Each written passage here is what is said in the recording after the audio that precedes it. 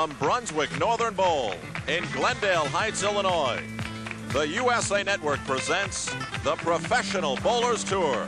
And tonight, the $110,000 Brunswick Memorial World Open. And these are tonight's 5 finalists.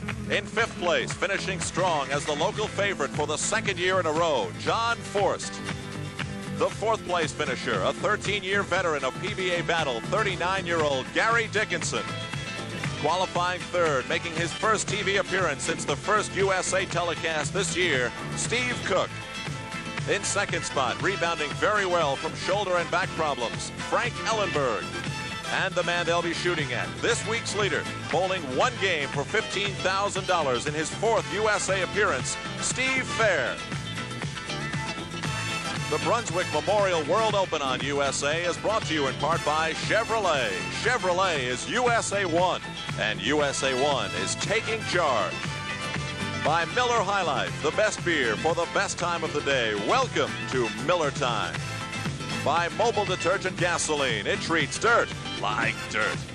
And by Levi's Jeans, cords and shirts for quality and style that you can count on.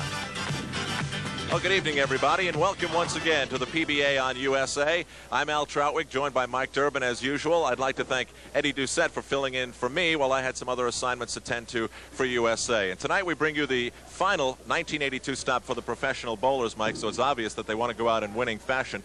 Let's talk about the top 3 of the 5, though. Some interesting stories there. Steve Cook made his first appearance on our very first telecast. Since that time, he says he's battled the lack of enthusiasm. Tonight in our final show, though, he is back in the final 5. Well, I'm certain he's enthusiastic for this particular tournament, Alan. You know, if you believe in omens, last year, Steve Martin won the very first tournament of the year, and then he turned around and won the very last tournament of the year. Steve Cook won the very first tournament on USA, and this is the last tournament on USA, so maybe he's going to win here today also. In 2nd spot, a virtual medical miracle. Frank Ellenburg had a disc removed from his back 11 weeks ago, and now he is bowling in 2nd position. What a fantastic feat. Yes, I can remember that I called him right after his operation in Phoenix, and he said that they had removed the disc between the 6th and 7th vertebrae, that it was completely deteriorated, and he didn't know whether he's going to be able to bowl again or not. And here he is back, not only bowling, but bowling super in 2nd place in this tournament. Maybe he's discovered a secret, Mike, that other bowlers might want to consider, although I doubt it. Maybe it's going to help him, and he's going to be a consistent winner from now on. Well, we'll see. In top spot is Steve Fehr, 4th time on USA. Steve's bowling great. Right now, I'd have to say Steve Fehr is the hottest bowler on the PBA Tour. Since the end of the winter tour, when he really didn't bowl that well in the winter, he has been fantastic. He bowled well at the Masters. He's bowled well all summer long. He could have won Windsor. He did win Indianapolis just a few weeks ago, and he led this tournament by a great number of pins. He's made a lot of money since the end of the winter tour. If he wins today, he goes into the top 10 in the money winnings this year. He's the man to beat today. Bowlers from all over the world have competed here in Glendale Heights, Illinois, and the 5 best are ready to bowl. We'll return to the Brunswick Northern Bowl in Glendale Heights right after these messages, coast to coast on USA.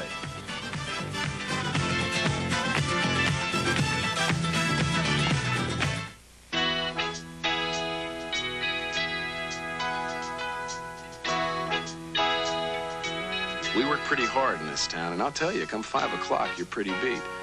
But you always manage to catch your 2nd wind around 5:05. Welcome to Miller Time. It's all yours, and it's all mine. Bring your thirsty self right here. You've got the time, we've got the beer for what you have in mind. Welcome to Miller Time. The best beer for the best time of the day. Miller High Life. Bring your thirsty self right here. You've got the time, we've got the beer for what you have in mind.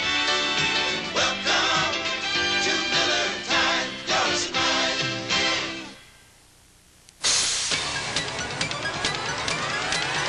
Tough Chevy trucks are taking charge with the all-new S10 Blazer. Available with a revolutionary Instatrack 4-wheel drive system. Shift from freewheeling 2-wheel drive to 4-wheel drive high and back at any speed. Instatrack. Chevy's got it. Ford doesn't. Datsun doesn't. Toyota doesn't. Chevy S10 Blazer from America's truck sales leader. Tough Chevy trucks are taking charge. A perfect egg. Or is it? Magnified 20,000 times, you see imperfections you never knew existed. Look into a car's carburetor and you may see something you never knew existed. Dirt. Dirt that could impede your car's performance. Fortunately, you can wash dirt away before it accumulates with mobile detergent gasoline. It treats dirt like dirt. Ready to go, and in game one, the number 5 qualifier, the local favorite from LaGrange, Illinois, John Forst on the left, will meet the Texas Longhorn of the PBA Tour, Gary Dickinson, on the right. And with the traditional handshake, we will move on to game one. And here at Brunswick Memorial World Open, we use lanes 21 and 22. Gary Dickinson's going to be playing these lanes entirely different, playing outside on lane 21 and I think inside on 22.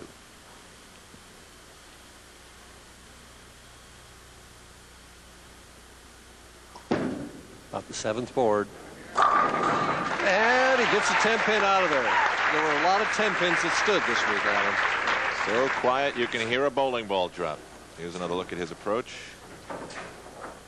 Very smooth 5-step player, very free arm swing. Good knee bend, good slide, good follow through. Can't do it much better than he did it there. Here's 21-year-old John Forst. Forst over about the 4th arrow. Comes in light, leaves the 7-pin. Pins flying all around the 7, but not one of them able to knock it down. John's average this week. He really showed me something last night in the position run. He needed to beat Charlie Tapp. Charlie Tapp bowled 249 at him, Allen, and came up short. John bowled 256 to qualify for today's TV finals. His average this week just short of 218. At the 7-pin, and has it. John knows how to bowl this center, that's for sure. His best finish ever on the PBA Tour was last year right here, 4th. Most of his success has come on regional play. Has a lot of potential. Very smooth player, 5 steps, throws a very strong ball. Has that wrist just cupped around that bowling ball.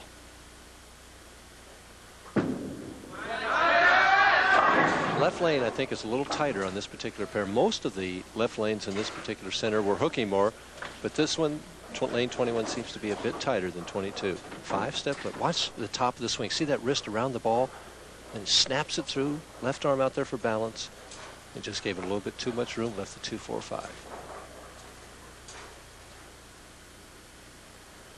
Tough spare, and does it. Right down the middle to knock him around. 2 marks in frames 1 and 2 to start off for John Forst. Now back to the familiar face of Gary Dickinson. Gary from Burleson, Texas, and his average this week, a 218.4. On the TV pair, his average 224. 3-finger grip, fingertip grip. Those are grips that are in the ball that he has his fingers in there. They help him lift the ball a little bit better. Way out on the lane. And gets the 10-pin out. 2 excellent shots by Gary Dickinson to open the match. Actually, he may have gotten away with something here. He may have hung in the thumb just a little bit as it went out there, but his accuracy right over the 3rd arrow. Watch the 6-pin, Allen. Goes to the wall and gets the 10. Gary, a winner here in 1976. Had great success here. 5th in 73, 5th in 71, 11th in 78, 18th in 72. Out around the 7th board on lane 21. Right there, and leaves a soft 10-pin. Ball just didn't quite finish in enough, and the 6-pin laid down in the channel, didn't get up to get the 10. He's had a little trouble with the 10-pin in each of his tosses so far. When it goes down, you don't have any trouble. Well, with that's true. That's true, too. It's the bottom line. That's right. Up by 12, Gary Dickinson. Cross lane, and Gary uses only 2 fingers to shoot at his spares. Takes just one of the fingers out. Takes the ring finger out, uses just the middle finger and the thumb, and hangs on to make the 10-pin. Closer than he would have liked to have seen it. A lot of times they don't practice spares in the practice bowling before the television lights come on. Going back to John Forst. He lost to Gary Dickinson in match play. This is a different story. Right over the fourth arrow. Solid in the pocket, turns that 10 pin. Good speed, good turn. Excellent shot. You can really see he's pumped up here. Watch how high the backswing is. The power as he comes through and turns that around that ball right over the fourth diamond. Solid the pocket, and the 6 pin stayed low and got the 10.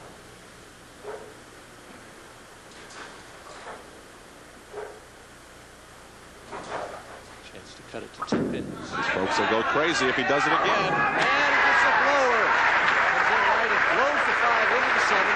It's a powerful ball. It's obvious that he has the folks behind him. Again, the power of John Forst. Good lift on those fingers. The ball will come in light. Let's watch it.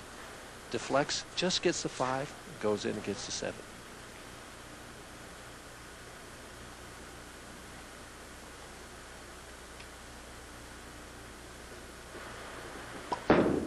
Right over about 14. Board 14 comes in light and leaves the 7 pin.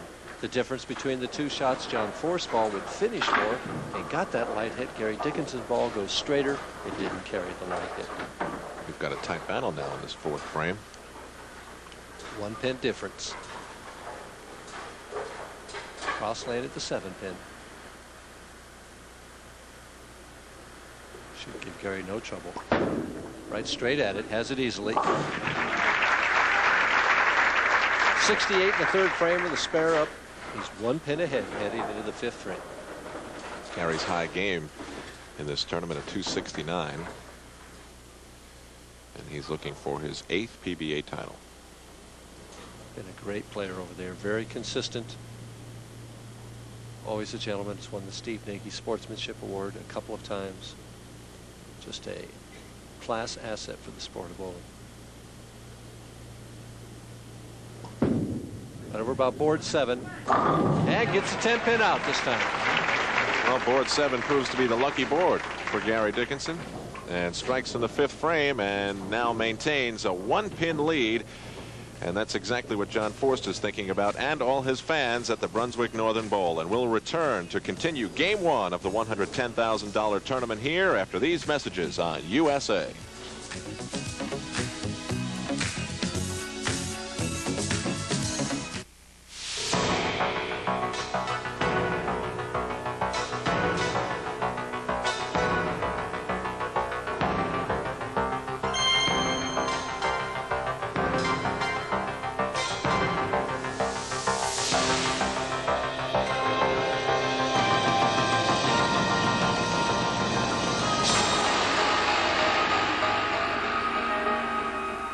Brunswick, making bowling better.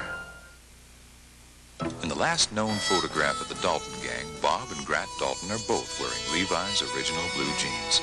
They probably never gave their choice a lot of thought, and 100 years later, Levi's jeans still give you a lot not to think about. Workmanship that'll never let you down. Comfort you know you can count on, and style that fits in without question. Levi's jeans. The more you think about them, the more you realize you don't have to. The legend lives on. A burning rivalry that's been stoked by off-season defections explodes this Sunday on a special edition of USA's MISL Indoor Soccer. The sizzling St. Louis Steamers head into an emotionally charged Kemper Arena to do battle with their arch foe, the fiery Kansas City Comets. Get in step with a very special edition of MISL Indoor Soccer, St. Louis and Kansas City, live at 8:30 p.m. Eastern on the USA Cable Network. Our coverage will not be seen in the St. Louis and Wichita areas. These Bruins are ready to start scratching and clawing in hopes of a national championship. This Friday on the premiere of USA's College Basketball 83. Pac-10 power UCLA roars into Salt Lake City, taking on the inexperienced but dangerous Cougars from Brigham Young. Soar with the premiere of USA's College Basketball 83. UCLA and Brigham Young, live at 9:30 p.m. Eastern, 6:30 p.m. Pacific on USA tomorrow.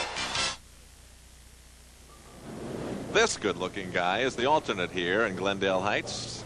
Charlie Tepp finished 6th. One of the truly funny men on the PBA Tour, as you get a hint of just looking at him there. And now John Forst back onto the approach, and his family well represented. Mother Ruth, Father John, and his brother Ken is also here. And you can see, come on, John. Down by 1. Can take the lead here. Light and carries it, comes in hard. We get a great view when John doesn't get in the way of the shot here. From behind here, we can see his ball finish. It really finishes strongly. Right over, this time the ball goes about 419. He swung it out about a board. I thought it might be light here, but it just finished solid into the 1-3 pocket. All 10 pins in the pit. 3 straight strikes for John Forst. Now bowling in the 6th frame, leading by 9. And a re-rack on the left lane, lane 21, and tie over that first re-rack again. May not have been that the pins were off spot there. He may have wanted to buy a little time just to relax. See how he cups that wrist around the ball? I don't know how bowlers throw the ball like that myself. It certainly doesn't look comfortable, does it? And he made a bad shot, got away with it, left only the 4-pin. As Harry Golden would say, it's an ooh and an ah shot, no question about it. He just turned this ball a little early, and it was short, left of his target. Follow through went right. He knows it's going to be high. He says, come on. And it almost carried. Bounced around there pretty good, just wouldn't fall down. At the 4-pin, right straight in it. Has it easy. Well, marks all the way for John Forst, and an 8-pin lead for him. Gary Dickinson now back up. A nervous glance by John Forst up at the electronic scoreboard here.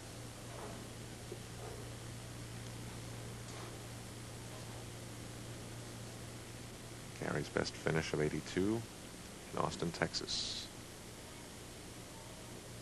5th. Right over the 3rd arrow. Comes in light, and he just didn't get out of that ball cleanly. The ball didn't finish. He left the 2-4-5. His thumb just didn't clear cleanly on that shot. Didn't get the lift on the ball that he wanted to.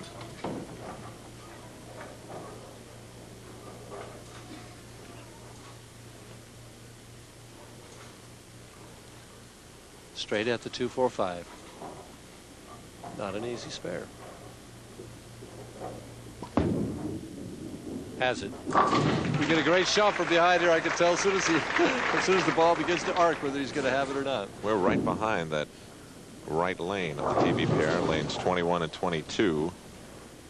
And now Gary Dickinson steps over to the left lane, still trailing by 8 pins.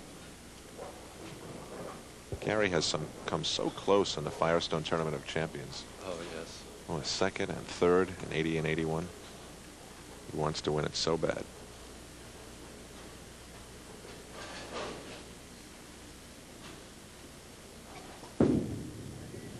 Again, the outside line, leaving the weak 10 this time. Doesn't get the 10-pin out. Gary falls another pin behind. He's with a spare here. He's 9 pins behind. Again, about board 7 here. Very smooth, long slide. And you'll see the ball just deflect in the 6th pin. Doesn't get out of the channel. Just slides off there. Leaves the weak 10.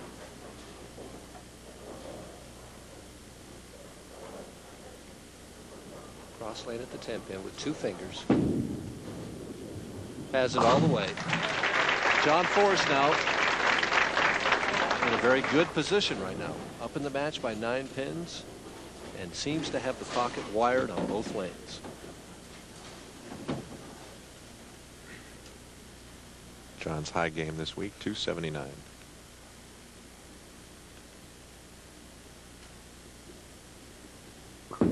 Right over the 4th arrow. Solid 4-7. Great shot. The pin, that 2-pin just jumped right over the 4-7 here. Too much power on this shot. See his eyes right on the target. Lets it go. At this point, he thinks it's a strike. Now his reaction. Disappointment, anger.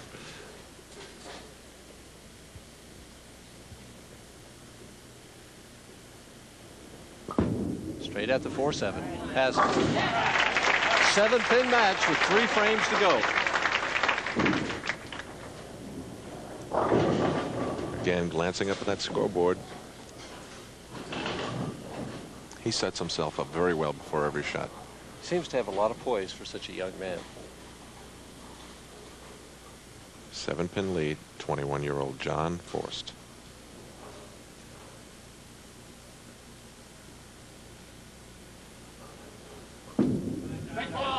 Light, and gets the light hit. Mixes him up as the crowd reacts.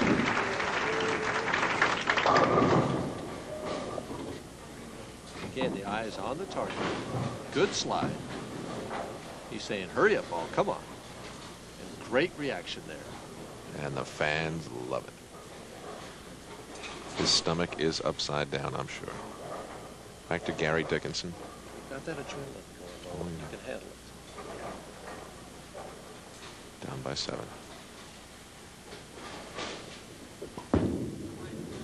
Little light. And he gets the light hit off the wall.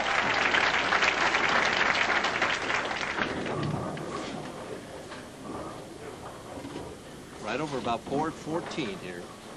Comes in light. The head pin will go to the wall. Classic wall shot there. Comes back and gets the 4-5-7. And a re-rack again on the left lane, this time for Gary Dickinson. And this is a very important shot for Gary Dickinson right here. He's 7 pins down, can take the lead by 3 pins with a strike here and prevent John Forst from having the opportunity to strike out and close him out. Both bowlers with 4 strikes.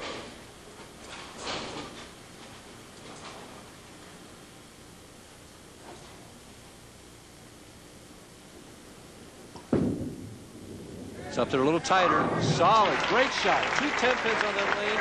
Got it up there tighter in the pocket. Takes the lead by 3 pins. That was a big shot. 9th frame, John Forst. It is a big shot. Right now, John Forst is potential 244 if he would strike all the way out. That would be a winner. Because the best Gary Dickinson can get is 237. John needs this one.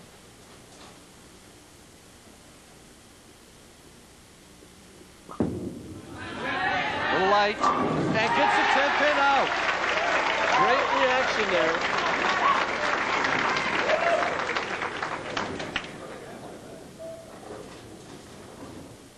Again, the cupped wrist. At this point, he knows it's a little light. He doesn't know what's going to carry, but he does. He's just looking at the 10-pin on that shot.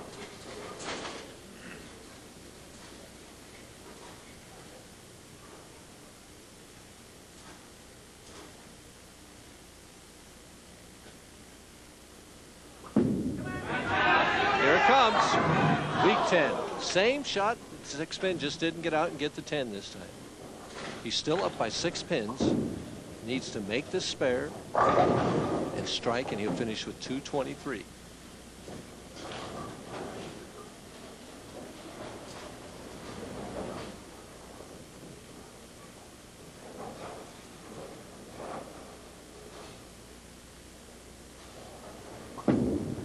Uh-oh.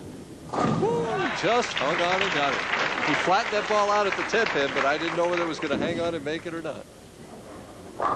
Needs a full count now. Finish with 223. Will force Gary Dickinson to get the first strike in the 10th frame, 7 pins and a spare to win by a pin.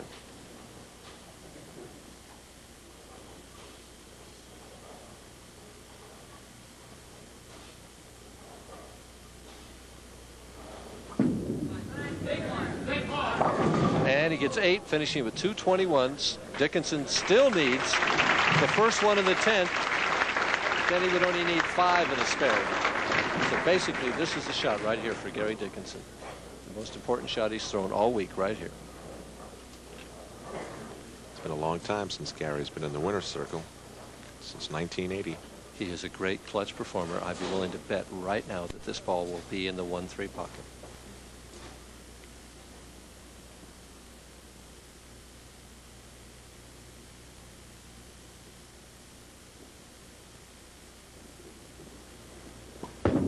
Over light, it's light, I lost my bet. He just didn't, and John Forst is the winner.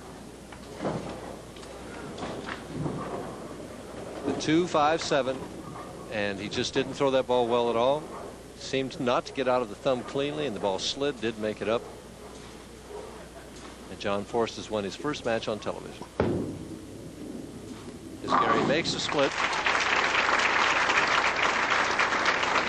With a strike, he'll finish with 214, and he's disappointed. I know he is.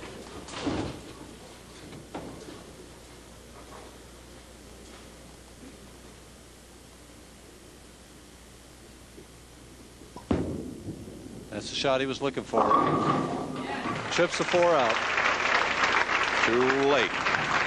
221 to 214. John Forst has delighted the crowd, and he'll move on to game 2 in just a couple of minutes. But first, let me tell you about an award which has been decided. Chevrolet will award to Wayne Webb the use of an S10 truck for 1 year. Wayne fared the best overall in the 15 PBA tournaments that we carried here on the USA Network.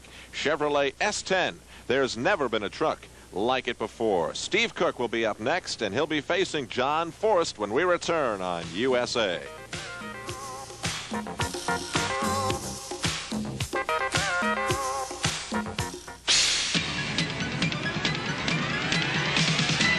We are USA 1. Taking charge by unleashing a Chevrolet the competition can't touch. Camaro. Flat outselling every other 2+2 sports coupe on the road today. And now Camaro is led by a new standard 5-speed 5-liter Z28. The hot-selling Chevy Camaro. It still leaves everything but its shadow behind. USA 1 is taking charge. Want to know what's new and exciting on the cabaret circuit? Well, you don't have to travel or stand online for those exclusive but hard-to-get-to club performances. USA's Hot Spots puts you practically on stage with some of the hottest new bands on the music scene today. You'll get to preview some future stars and catch rare appearances by some well-known club circuit favorites. Your guest pass is waiting on Hot Spots on selected weekday evenings on the USA Cable Network. This December, there's a lot of holiday cheer as the USA Cable Network brings home a sports schedule filled with superstars and super teams. Jump into USA's Thursday night NBA, and you'll crash the boards with Lakers Magic and a Philadelphia Doctor.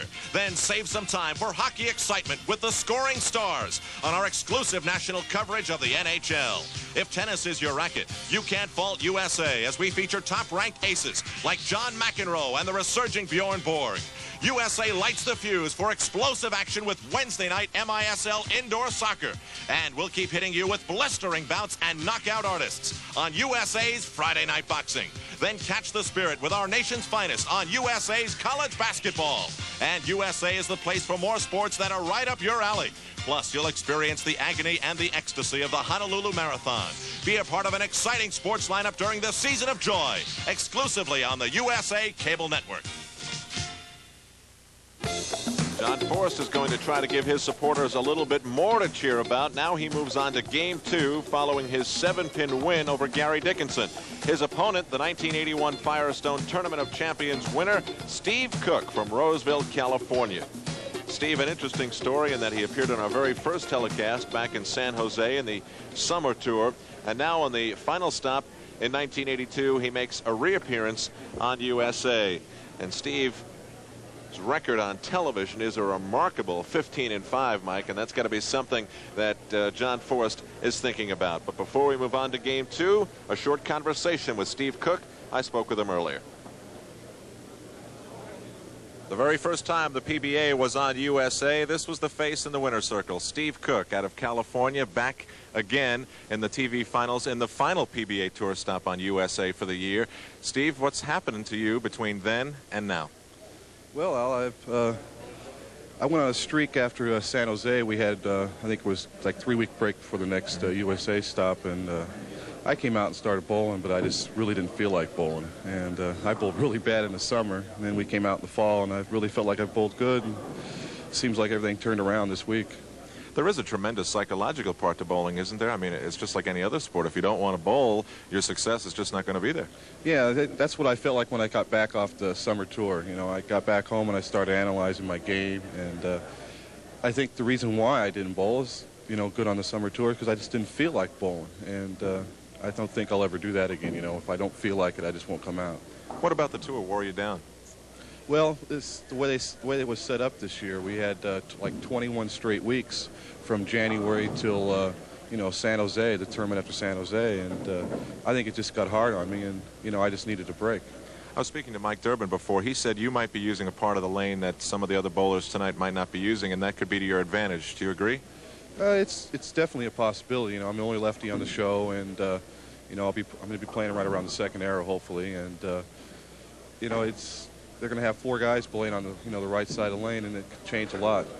Steve, you're a big guy, and obviously the ball you throw has a lot of power behind it. And we've seen a lot of heavy throwers on the tour, Mark Roth, and then we've seen some players that would be qualified as finesse bowlers. You kind of feel that your style of bowling is the more successful way to go?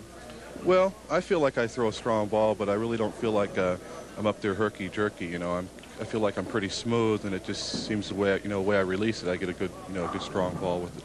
Steve, you started on top. Good luck to you in finishing on top in 1982. Thank you. It will certainly be interesting to see what happens here. Big Steve Cook, also known as the Cookie Monster, steps up onto the approach in Game 2 as he shakes hands with John Forst, who now probably isn't nervous at all. That first game is long forgotten. Well, he's still probably very pumped up, but some of the butterflies will be gone now, and a lot of times when you get that first win on your belt, you're hard to hold back. 25 years old, Steve Cook. Here we go.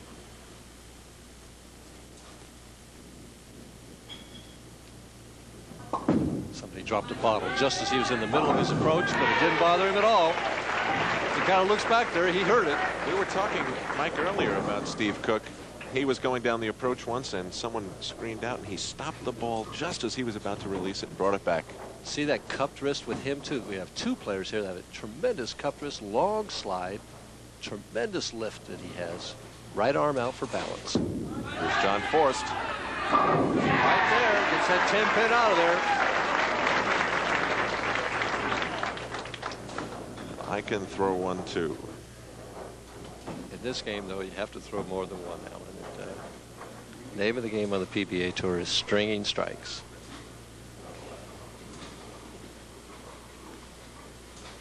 John can take a quick 10-pin lead, put some pressure. See that cupped wrist around there, just like Steve Cook. And Grandma's teeth, they call that, the 4-7-9-10. What do they call that? Grandma's teeth. A little bit short with the shot. Left of his target, he rushed just a little bit. The ball bites the lane here. It's right through the heart of the pins, and he gets the full penalty. This is a makeable split. You hit the 4-pin thin on the left, and he has a chance. No, didn't get over there enough. 8 out, 18-26, and Steve Cook takes an immediate 14-pin lead.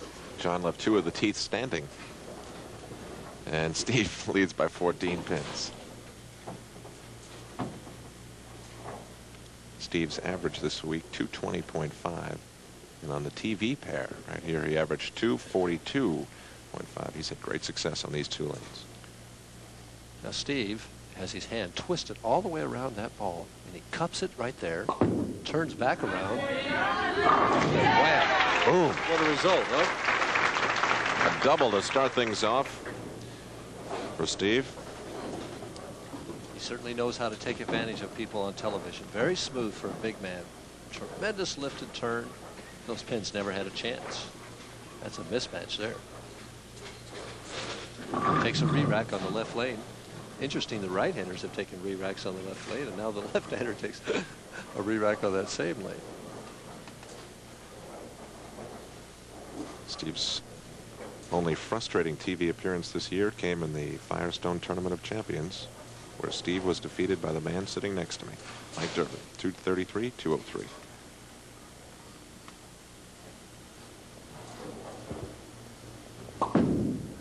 This lane gives him a little more trouble, but not this time, boy.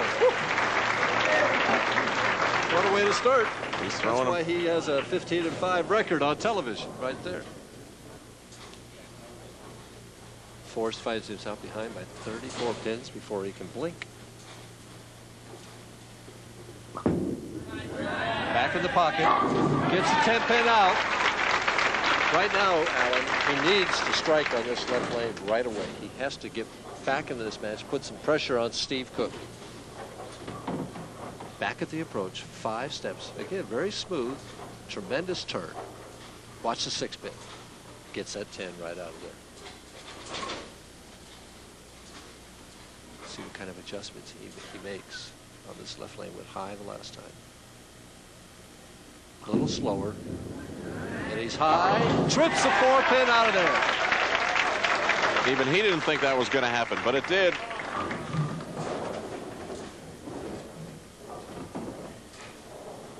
From behind.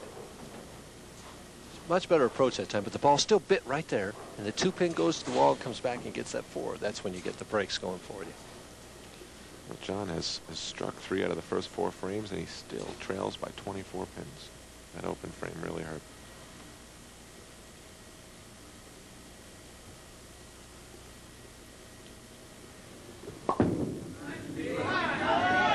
And Steve's puts Forst right back in the match. He leaves the 6-7.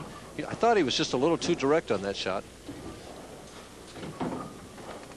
His target's right around the 2nd arrow here. And at this point, he just kind of points the ball about board 11 or 12, and it bites a little too high. And he gets one of them out there, but still has the 6-7. It'd be interesting to see if he plays for 9 out or goes for the split. It looks like the way he's taking this much time that he's going for the split.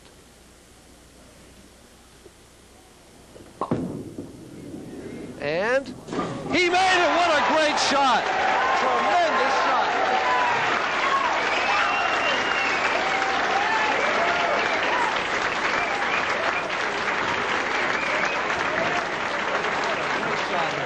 As a video game is playing in the background, and I could hear it, Steve slides the 6 into the 7. Tremendous shot.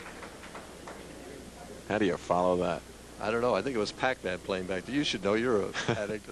No, that was Donkey Kong. Is that what it was?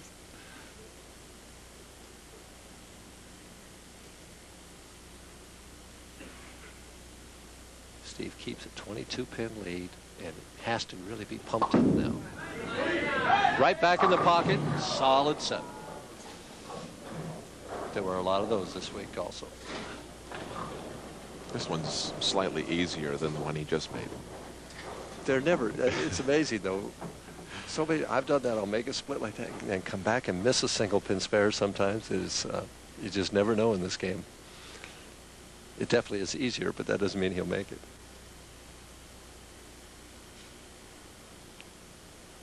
A lot of speed, not much turn, and he hasn't. Steve's up by 21 pins. And we're at the midway point of this game 2 of the 1982 $110,000 Brunswick Memorial World Open, and we will continue on the USA Cable Network after these messages.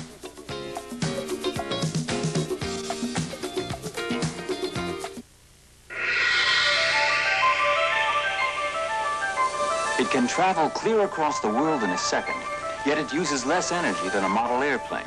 It's your telephone, and someday soon you'll wear it on your wrist.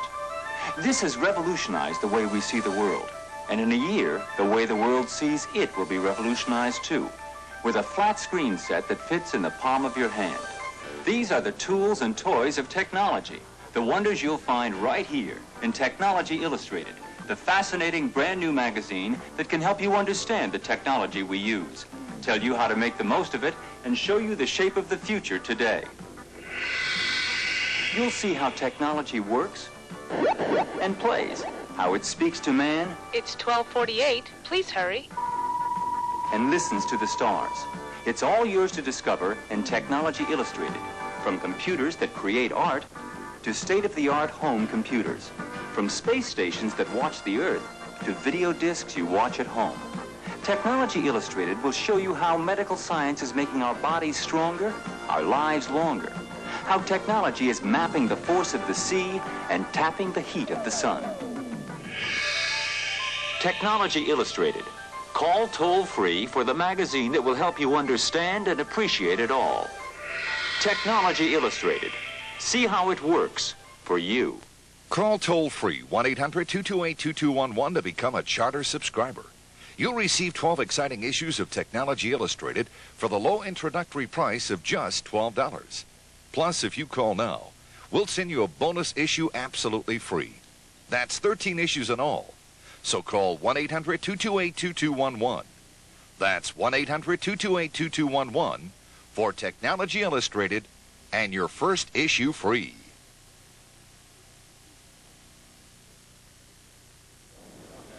John Forst is now getting set to bowl in the 5th frame, down by 21 pins, as his parents, Ruth and John Forst, look on, a little nervous, obviously. I'm sure John felt that there was no way Steve Cook was going to convert that split. He was probably thinking, hey, we're even up now. And then all of a sudden, Steve makes an unbelievable shot, and he's still trailing by 20 plus. Got it to 11.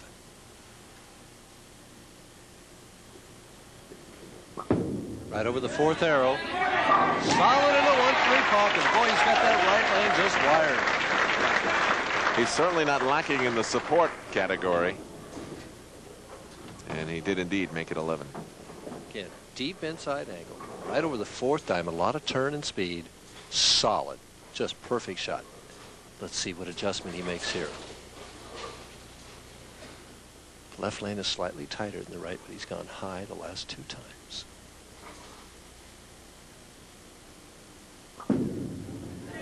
Right there. And there's what... I left a lot of those this week. Solid 10 pin. Everybody left a lot of those this week.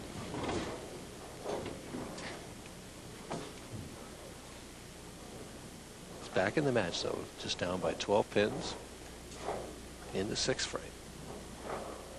Seems to have the pocket figured out on both lanes again now. Straightens the shot out at the 10 pin and has it. And the lead is now 12.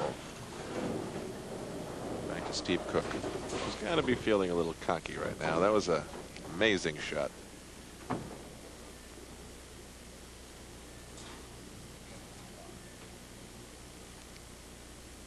Steve holding the ball down low. He changes his push-aways from various times. Over the 2nd arrow. Comes in light. Is he going to get it? Nope. Leaves the 7 pin. He gets a lot of strikes, and those pins come back off the wall, those messenger pins. And there's our leader, the commissioner of the PBA, Joe Antonora, looking at the score, figuring out that Steve Cook, if he makes this spare, is 11 pins ahead. If he would miss it, we would be dead even. Full house looking on. See him count the boards with his foot there? As he was moving over, he's got exact number of boards where he stands to make that 7 pin. Right at it. A lot of speed, not much turn, makes it easily.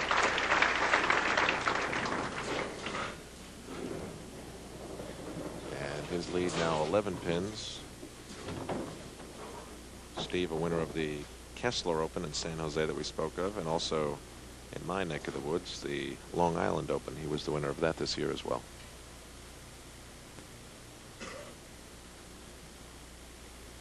Sets himself very carefully. Takes a lot of time. Very good in the clutch.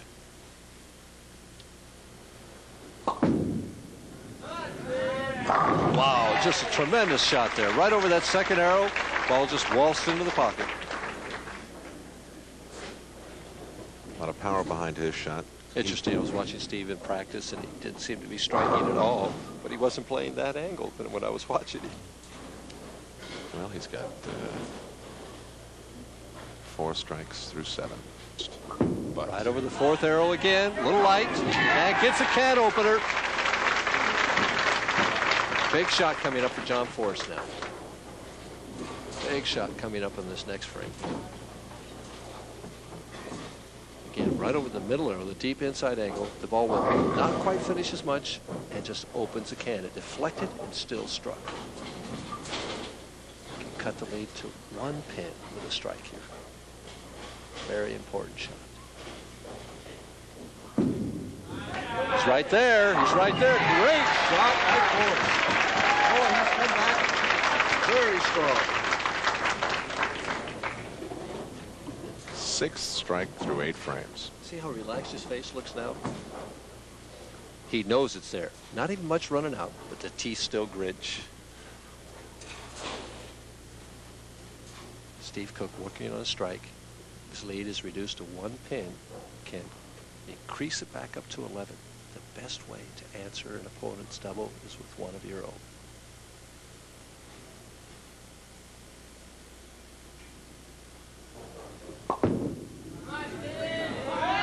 Great shot, boy. That's why his record is 15-5 on TV. Tremendous shot. He just split the board right here, right over the second arrow. He knows it's there. He's down on a knee. Back to 11 pins. Going to the 9th frame. Cook is going at a 2:26 pace right now. He's up by 11 pins. On this particular shot, it looks as though Steve's head is going to hit the ceiling, but it is not quite that tall. He's 6'7".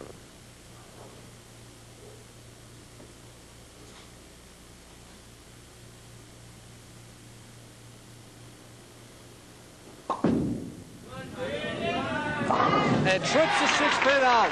Great reaction. Cuts it, brings that lead back up to 21 pins and really puts the pressure on John Forst. 3 strikes in a row. Interesting. I'm looking at this rack on lane 22 right now, and if I were bowling, I would re-rack it because it seems to me that the 3 pin is in, and if John hits solid, he might leave a solid 10 pin. He must have this strike. Well, if you get this right. Here it comes. And he gets the 10 pin out. Shows you what I know.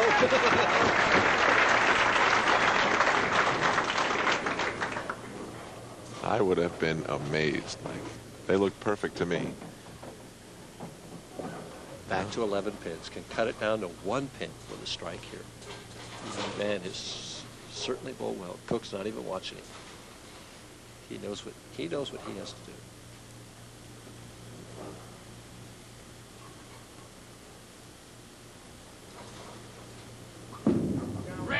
Tie, and he leaves a 3-9-10. He just turned the ball a little early, didn't get it out to his target.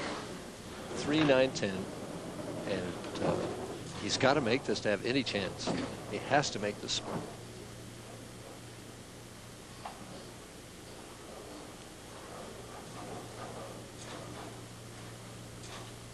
Difficult split. You have to hit the 3 pin on the right and deflect. We can get enough for the 9 pin. And he's got it. Great shot. We have seen 2 super conversions in this game.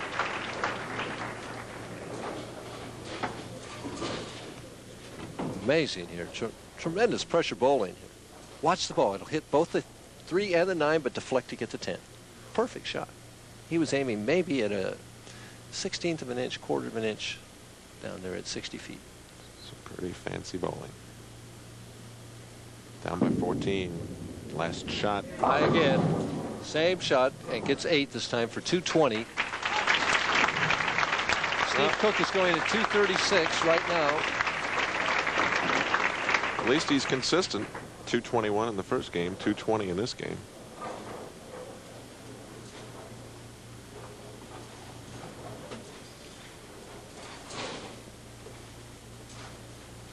I think the way we figured out is Steve gets, even if he would split in the 10th frame, if he got 8 and 9 out, he'd still be a winner. Just needs to avoid disaster. Give it more room. And it comes back there. He's a winner right there. It's fine. Leaves a 7 pin. He's won the match. And we'll move on to bowl Frank Ellenburg. And his record now moves up to 16-5 on television. Tremendous. Mike, put that in perspective a little bit. Just how difficult is it to be that successful on television when you've got the 5 best that week going up against you? Well, you not only have to bowl well, but you have to have the breaks going for you, and that your opponents don't bowl some super games at you. You know, you could be bowling well if he bowled 230 this game, but if your opponent bowls 250 at you, you still lose.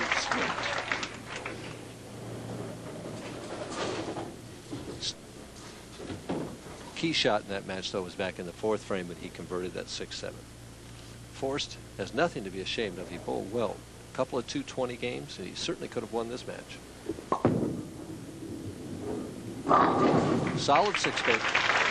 234 for Steve Cook, and when John Forst goes to sleep tonight, he will undoubtedly be dreaming of the open frame he left in the second.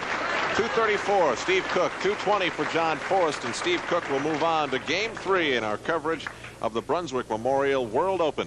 We'll continue on USA in a minute.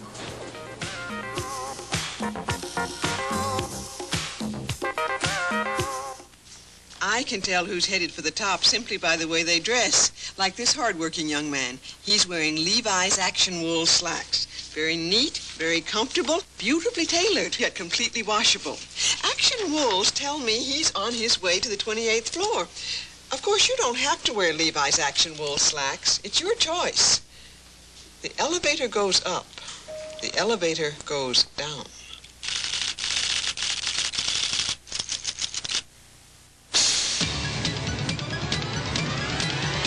Tough Chevy trucks are taking charge. America's hottest selling new size pickup, Chevy S10, just got hotter with a revolutionary Instatrack four-wheel drive system that lets you shift from freewheeling two-wheel drive to four-wheel drive high and back at any speed. You can't do that with Ford, Datsun, or Toyota. Chevy S10, there's never been a four-wheeler like it before. Tough Chevy trucks are taking charge. $250,000. The second annual High Roller Tournament is bigger and better than ever. Come to the Showboat Lanes in Las Vegas on July 4th, 1983. Bowl and scratch single match game eliminations. Win 11 games and become $250,000 richer. This year, all PBA members are not eligible. The High Roller Tournament is sanctioned by the American Bowling Congress. Cash in more than once from the huge High Roller special prizes. The field is limited, so don't be shut out. Call toll-free 800-257-6179. It's fire and ice when two red-hot clubs do battle. This Tuesday on USA's exclusive national coverage of the NHL, the champion New York Islanders, who possess a fleet of explosive net fillers, skate into a matchup with the hard-hitting St. Louis Blues. They've shored up the back line and now boast a solid defense. Check into the USA Cable Network Special Edition NHL, live at 9 p.m. Eastern. Our coverage will not be seen in the New York and St. Louis areas. We're back on USA. We're going to take a brief pause from the bowling and take a look at some of the names and numbers making news right now in the PBA. First, Mike Durbin, why don't we look at the bowlers 6 through 24 who did not make the TV finals. Finishing in 6th place, just missing, was Charlie Tapp. In 7th place, bowling well again this week, Mark Baker. Mike Steinbach from nearby Allsup finished 8th. Ted Hannes, who went over $92,000 this week without a win, finished 9th. Doug Laird finished 10th. Warren Nelson was 11th. Dave Houston went over the $100,000 mark for this year, and he finished 12th. Alvin Liu was in 13th. Wayne Webb, bowling great this fall, finished 14th. Jimmy Pritz was in 15th. The great Mark Roth finished 16th. Rowdy Morrow finished 17th. From nearby Chicago, Derek Banks finished 18th. Paul Gibson was 19th. Roy Buckley was in 20th place. Kyle Shedd on our show last week finished 21st. Jeff Mattingly was in 22nd. Gary Timberlake 23rd. And Scott Gray held up all the rest in 24th. And what a year for Dave Ousted. He became the 6th player in PBA history to surpass the $100,000 mark in a single season, and he just did make it. He finished 12th, and that got him $2,300, and his earnings now stand at $102,365. And he also fired the only perfect game this week in the 3rd round. Well, Mike Durbin is ready to give you another bowling tip on USA. Mike? Today I thought I'd like to talk about weights in a bowling ball. What do different weights such as side weight, finger weight, or top weight do to a bowling ball as it's traveling down the lane? Well, to understand this, we need to understand a little bit about the historical aspect of bowling balls and what they do as they travel down the lane. Years ago, when ball drillers used to drill into a blank ball such as this, they would drill right in here and they would take weight out of the top of the bowling ball. This made the bottom of the bowling ball heavier and the ball had bottom weight. Well, the manufacturers soon discovered this, and to offset it or compensate, they put a weight block in the shape or form of a pancake underneath the label of every bowling ball. This weight block offset the weight that was taken out from drilling the holes for the fingers and the thumb. Well, ball drillers soon discovered that if they shifted this label in different direction, they could put different weights in a bowling ball and cause the ball to do different things as it went down the lane. Well, again, the question comes, what does the ball do as it goes down the lane, and how do these weights affect it? Well, let's take an example here. Let's suppose that I'm throwing this ball, and the ball is traveling in this direction, and you are the pins, and I let the ball go with my fingers at about 3 o'clock, and I'm a right-handed player. Well, it comes out of my hand, and it's heading towards you, and it's spinning in this direction as so. It will continue spinning like this as long as it meets non-friction. That is, as long as it meets the oil or dressing on the lane. As soon as it meets friction, or the drier part of the lane, it begins to turn on its axis this way, like so. This turning process is an ongoing process. The ball's still going toward you, and it is called precession. The ball precesses. Now, as it finishes precessing, it begins to go into a roll this way, thumb first, into the pins. And this is where the weights really come into play. Weight on this side of the bowling ball draws the ball into the pocket and tends to make the ball hit the pins harder. It's known as side weight or positive weight.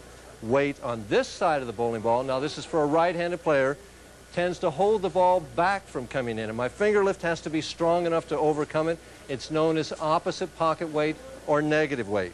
Weight up here by the fingers generally works the same as positive weight, only not as great. And weight down here at the thumb generally works the same as negative weight, but not to the degree that negative weight does. Weight on the top of the bowling ball, depending on the angle of your track, generally is a positive factor. Now, the ABC, which is the governing body of bowling, puts certain limitations on us as to what these weights can be. They decided that we can only have 3 ounces from top to bottom, 1 ounce from the fingers to the thumb, and 1 ounce from side to side. Well, how do I take all of this theory and put it into practice? Let me give you a couple of examples. Let's suppose I'm bowling on a lane at home that's very, very dry. Well, what I want to try and do on this is what we call in the tour loading the bowling ball up. I want to put a lot of top weight in the bowling ball, maybe 2.5, 2 3/4 ounces. I want to put a lot of side weight in the bowling ball, maybe 3/4 or 7/8, and maybe 3/4 or 7/8 of an ounce on the fingers. What this will do is make the ball go longer down the lane. It will delay that precession, and the ball will finish later, hopefully, into the pins. Now let's suppose I have an opposite problem. The lane is very, very slick, and I have trouble getting the ball into a roll. What I do in this situation is I try and limit my top weight. I put weight on the opposite side of the ball, negative weight. What this does is make the precession go quicker, and the ball gets into a roll sooner, and it hits the pins rolling. My finger lift has to be strong enough to overcome it, but at least it's not sliding when it goes into the pins. Well, hopefully this little discussion about weights will help you to adjust to some of the conditions you have at home better and make your scores go up. We'll see you again in a few weeks. And we'll get rolling with more bowling on USA after these messages coast to coast.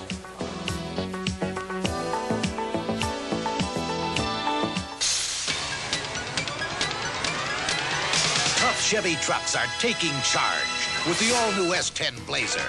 Available with a revolutionary Instatrack 4-wheel drive system. Shift from freewheeling 2-wheel drive to 4-wheel drive high and back at any speed. Instatrack. Chevy's got it. Ford doesn't. Datsun doesn't. Toyota doesn't. Chevy S10 Blazer from America's truck sales leader. Tough Chevy trucks are taking charge. Here's to good friends. Tonight is kind of special. Congratulations, you coached a pretty mean game. Well, I had a pretty good teacher. Did I teach you the part about the winning coach buying the loan, Brown? You got it. Give me 10 minutes. I gotta go yell at my players. When you want the taste of a truly great beer, tonight, let it be Lowenbrow. So tell me, what'd you say to your teacher? Told him we were out-coached. Let it be Lowenbrow.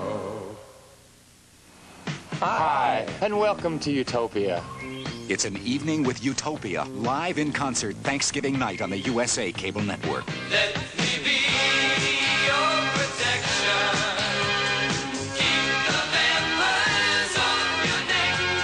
Sample your wine and sleep so near that you'll never have a thing to fear. Utopia, performing live from LA and simulcast in stereo on your local FM station. Utopia is Todd Rundgren, Kazem Sultan, Willie Wilcox, and Roger Powell.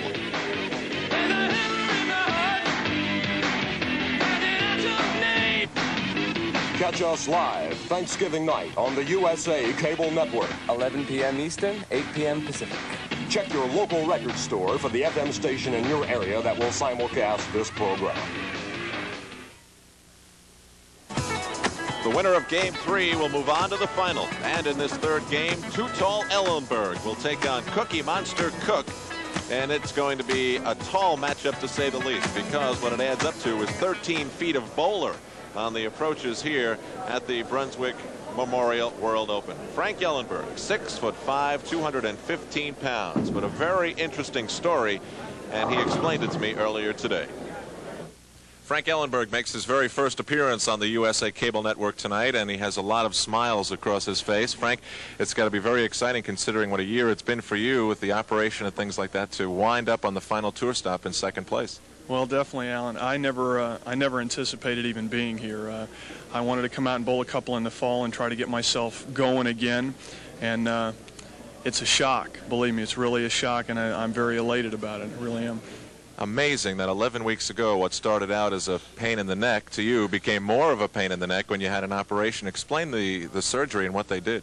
Well, about 4 months ago I had an extreme pain in my neck, and it never went away. It just progressively got worse and worse. So I went to a doctor in Phoenix, and he ordered some tests on me, and they found that I had a ruptured disc in my neck between my 5th and 6th cervical vertebrae. So I saw a neurosurgeon about a month later. He decided that there was no way they could get it out besides just operating on it. I would not, the pain would not go away otherwise. So he decided to take it out, and I feel like I'm almost as good as new right now. It's got to be very encouraging. You've made a consistent climb up the ladder. A few weeks ago you bowled what you said was the worst tournament ever for you. Then last week you were in the top 24, I believe, and now here you are in the top 2. Now that's got to be very encouraging. Definitely. I came out in Detroit 2 weeks ago, and it was my worst tournament in 4 years, and it really put me in a downer. So I practiced very, very hard the next week, and I'd won in Syracuse last year, and I says if I can make it anywhere, I can make it in Syracuse, and I made the finals, and it was a big boost to my morale. And I came in this week. I made the finals here last year, and just everything turned around for me this week. I don't know. Everything seemed to have gone my way the whole week. Well, that's great. First time on USA, tell the viewers what type of bowler you are. Are we going to see some crazy antics from you out there, or are you going to be solemn and quiet? I'm pretty solemn and quiet. I get towards the end, if I have a good chance to win, I get a little pumped up. My adrenaline starts flowing, and I could get a little excited and put on a little show possibly. I did want to take a moment to make mention of someone who is leaving the PBA to become a PBA bowler, and someone who has given us so much help on our telecasts this year. Lyle Zykes is going to give it a shot on the PBA Tour. I can't wait to see him in the TV finals. And taking his place will be Dennis Buden, and we wish Dennis good luck in his new role with the PBA, and certainly hope that he is half as helpful as Lyle Zykes was.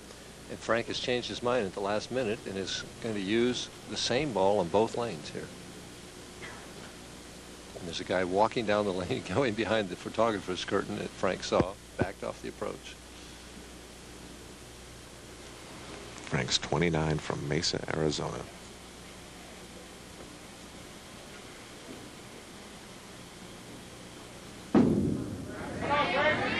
Right there, great shot to start out with.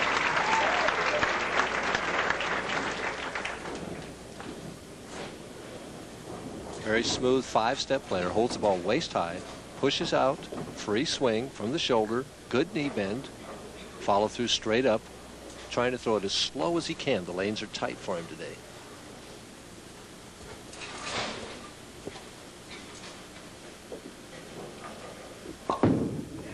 Steve Cook right over the second arrow, goes high and has the 4, 6, 10, and immediately, unless he can throw us a conversion of this, gives Frank Ellenburg the lead. Frank Ellenburg has not even picked up his head. And just a little right of his target, the ball snaps through here. Whack. Had the Greek church up there for a while. Very hard. See if he'll bounce out. And he got it going the right way. Wow. Little smirk on his face. Steve Cook happy with making the one before. Well, maybe he's got the bad shot out of his system. Well, he certainly showed the ability to be able to come back many times in that impressive television record. 5 years a PBA member.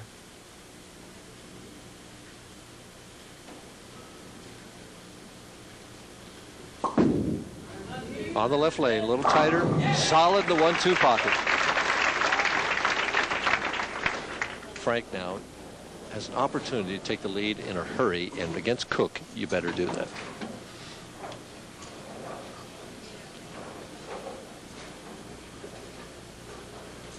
Frank's average this week, 221. And on the TV pair, 220. Eyes right on the target, wrist straight, as opposed to some of the others with the real cupped wrist. He's a shot maker. Comes in there, perfect shot, great way to open up. He's very much in control as he moves down the approach. And has a double in the opening 2 frames. Stylist here, good knee bend, right over the 4th arrow. The ball finished solid in the 1-3 pocket. 8-pin, a little reluctant to go down there. But as you pointed out to me earlier, it did go down. Yes, it did. Now, a lot of times what happens, Alan, is you get really worked up to get that double. It's hard to settle yourself down to make a good shot for the turkey. At least that's what happens to me.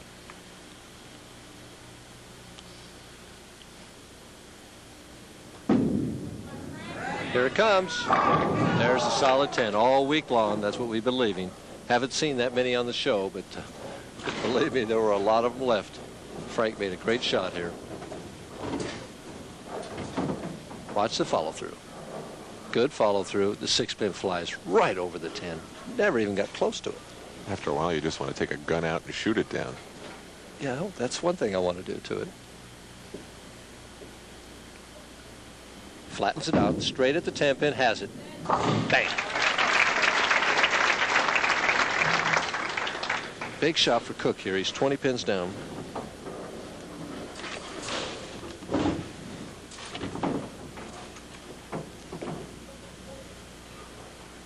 Steve Cook down by 20. High game this week, 279. Low game, 162.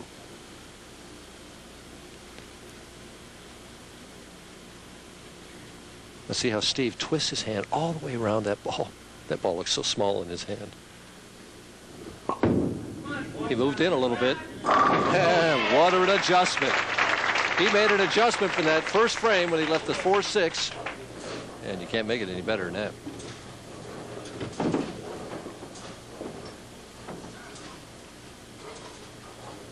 Pow. Great shot there. Just a super shot. We're seeing tremendous bowling here today, Alan. The lanes are not that easy. The bowlers are really performing well.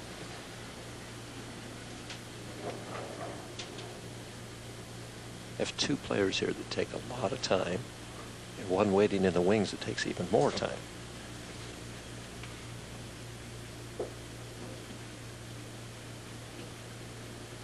Steve can even up the match here. He's right there, solid 6-pin. Just finished a little hard. Looked to me like his thumb went down just a little bit. And what I mean by that is he turned the ball just a little early, and it was right of his target. And it could have struck, left the 6-pin.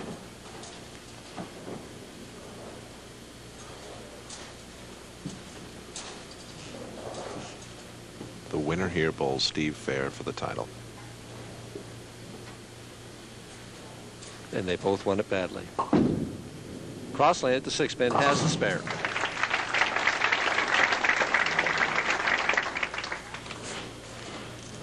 Up by 11 pins.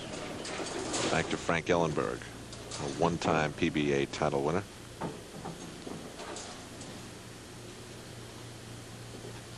His career earnings, $172,596. My wife on the right, Kathleen, and Harry Golden's wife, Dottie, on the left. Pretty nice looking duo, wouldn't you say, Mike? Definitely. Not getting caught in that trap. Right over the 4th there, a little light, and gets the 10-pin out of there. Not as good a shot as the one frame before, but that one struck.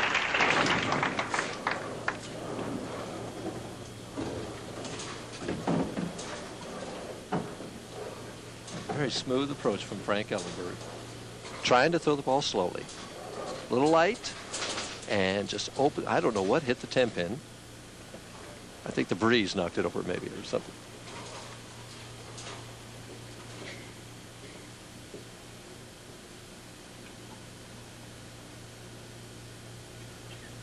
Frank's up by 11, can increase it to 21.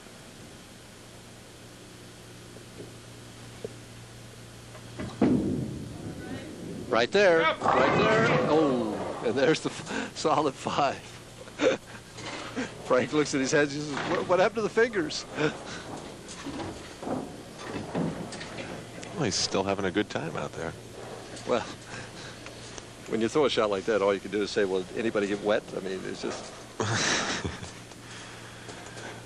11-pin lead, 5th frame. I've thrown many of those in my career. Has the spare. Mike, every time I see these devastating splits, you tell me that you've thrown a lot of them in your career. We'll be right back for the continuation of Game 3, Ellenburg and Cook, right after this on USA.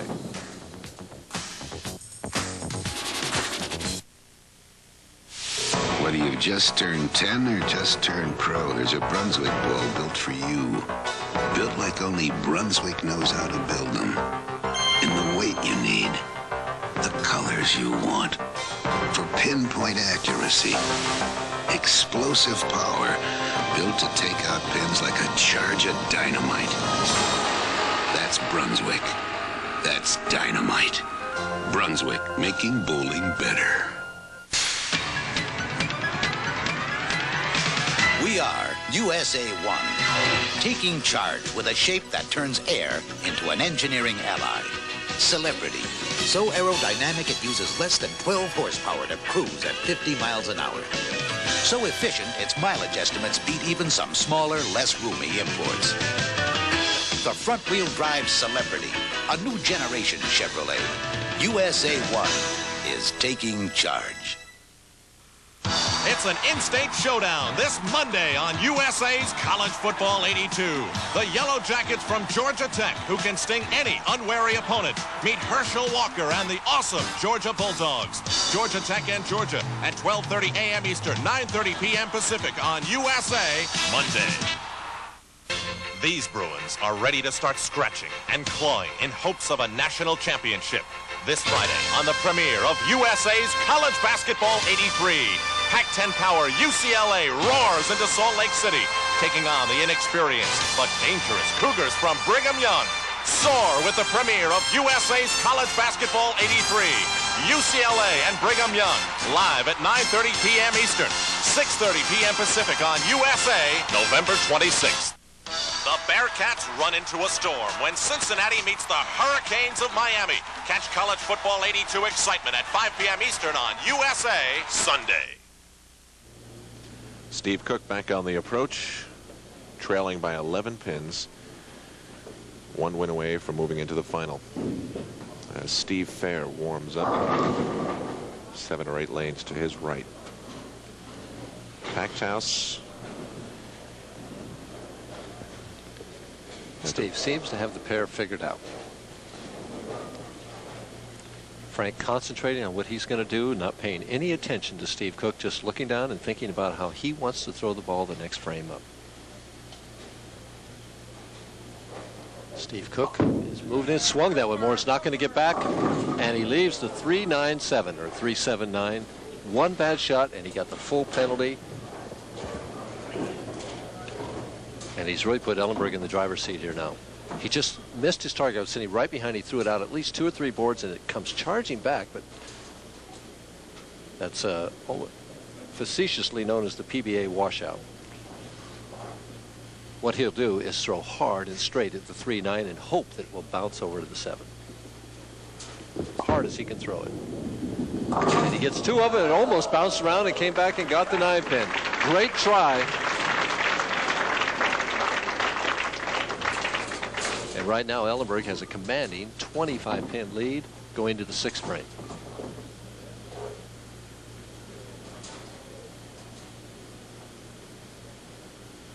Steve Cook still had a big smile after that shot. It's almost as if, Mike, you expect him to make it. And meanwhile, Frank Ellenburg has one target on his eyes, the floor.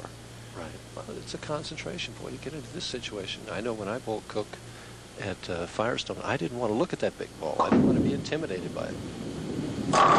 Solid 7. Great shot.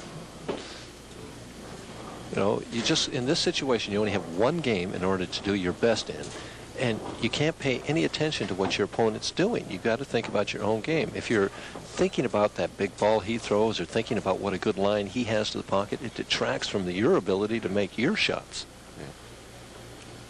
What do you think, Mike? Is the cookie beginning to crumble here a little bit? It's still too early to say. He's 25 pins down. That can turn around in a big, big hurry. Right now, what Frank Ellenburg needs to do is he's 25 pins up, and he has him on the ropes. He's got to apply the knockout punch. Start striking on his own and not give him any room to breathe. Steve Cook gives the Rosenbag a good workout. And now back to Frank Ellenburg. Finished 15th last week on the Syracuse stop on the PBA Tour. Sets himself very, very carefully. He's a very meticulous player. Thinking about what he wants to do and how he wants to throw the ball. Slow. Right over the fourth arrow. He hit his target. It's hooking a little early, going high. He put Cook right back in the match. The 3-6-7. That slow speed is hard when you're not a normal slow thrower. It's hard to do consistently, to ease up on that speed. And here he just eased up too much and the ball bit the lane too quickly. And he broke nothing down. This split is makeable. He hit the 3-pin on the right, slide it over into the 7, the ball will hit the 6.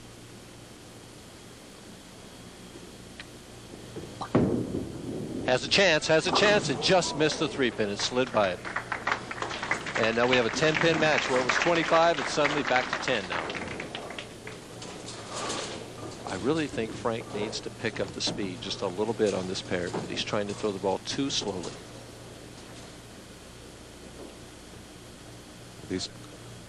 These two, when they met in match play, were certainly less than spectacular. Steve Cook had a 197 and Frank Ellenburg had a 193. Cook not watching his opponent either. Both players just trying to concentrate on their own game.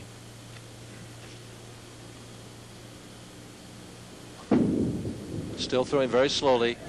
Solid 10. Boy, great shot. Just left the 10-pin. 7th frame action.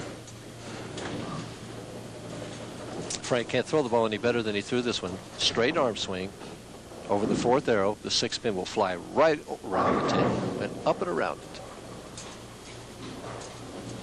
Steve Fehr continuing to warm up. You heard his ball hit the pins a few lanes away. Frank flattens the ball out at the 10-pin.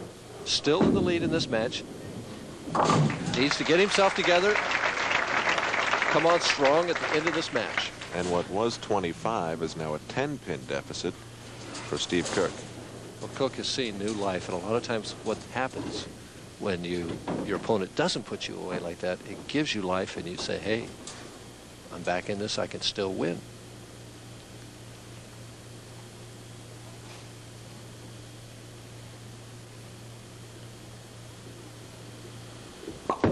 Back over his target.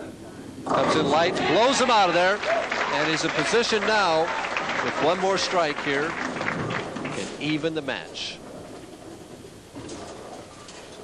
This one, he made the adjustment, went right over about the 11th board, swung out to about 7, came in light, and when Steve Cook's ball comes in light, those pins don't have a chance. Pounds that rosin on the finger holes and the thumb hole. Sure, a good grip. Now he'll wipe it off with a towel. Big shot right here for both players. 7th frame going into the 8th. There's his grip twisted around that ball.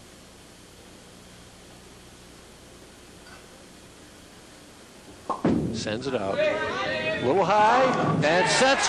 Gets the 10-pin out of there. We got an even match. Frank needs to get himself together here now. Boy, Frank Ellenburg left him a little opening, and Steve Cook took large advantage of it. Sure did. And it's so hard once you've been in the lead like that to regain it again, to regain that momentum. We see it in all sports when that momentum shifts back and forth. Once you lose it, it's hard to regain it. Frank says he still bowls with some soreness as a result of the operation to remove the disc in his back. A little more speed. Here it comes. Good shot. We're still even. Still an even match for Frank. must strike here in the ninth frame, not only to take a 10-pin lead, but he keeps himself alive, and Steve Cook from having the opportunity to strike out and lock him out. You see his blue eyes right there concentrating on that target. Follow through straight up, kind of short with that follow through, but the ball certainly a good result. The reason he was short with that follow through like that is because he's trying to throw the ball slower than he normally does. Big shot right here. And it's right there.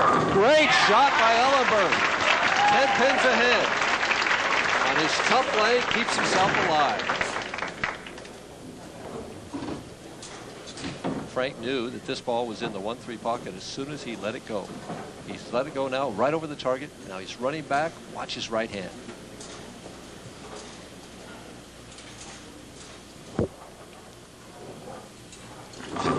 Asking for a re-rack and getting it on lane 22. 10 pins in arrears can even the match with a strike here. Two very likable guys going at it here. Two very good bowlers, too. There are so many good bowlers on the PBA Tour. Pressure shot. Sends it out right over the target. Here it comes. Oh, great shot.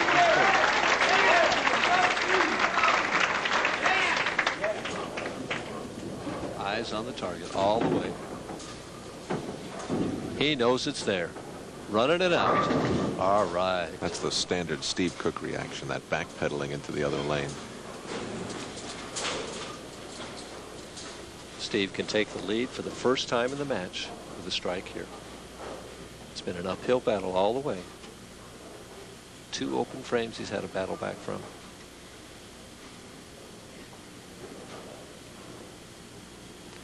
And Steve Cook is asking for a re-rack on this left lane, and he's had one already. The tournament director must come over and take a look at this.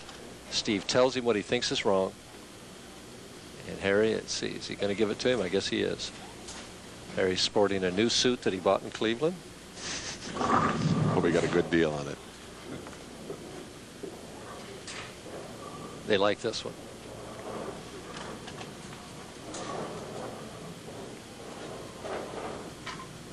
Steve, get himself ready. Frank just concentrating on what he has to do, fiddling with that rosin bag. Even match 1 frame.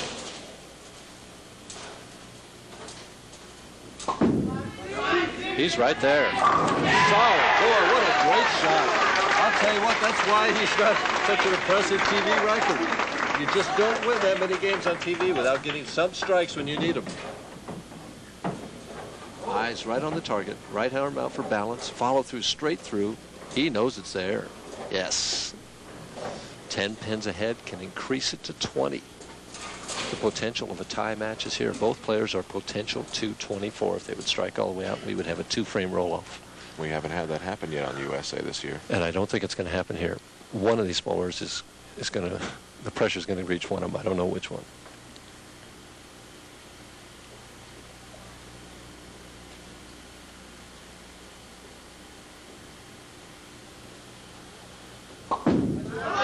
Out a little wider this time. Doesn't get back. Leaves the 3-5-6, and Ellenburg has a chance. He needs the first strike in the 10th and 8 pins to win. Frank, there's no way he can possibly know what Steve Cook has done. He has not picked up his head and looked at any of the television monitors. All he knows is the reaction of the crowd. He knows he didn't strike and that he has a chance. See, that's what he's thinking. I would want to know if he's got a split or something. Now he looks up. 2-11, Steve Cook finishes with. Frank Ellenburg now throws the most important shot all week, and he doesn't like the rack. To ask for a re-rack, and actually that one looked pretty good to me, Alan. See how this one looks when it comes up. I like the one he had before better. This one I don't like at all myself. It's funny, you know, you get paranoid out here, Alan. They all look the same to me. You can see a solid 10 pin on a perfectly good rack when you've left them out on nothing. Frank has to have this first strike.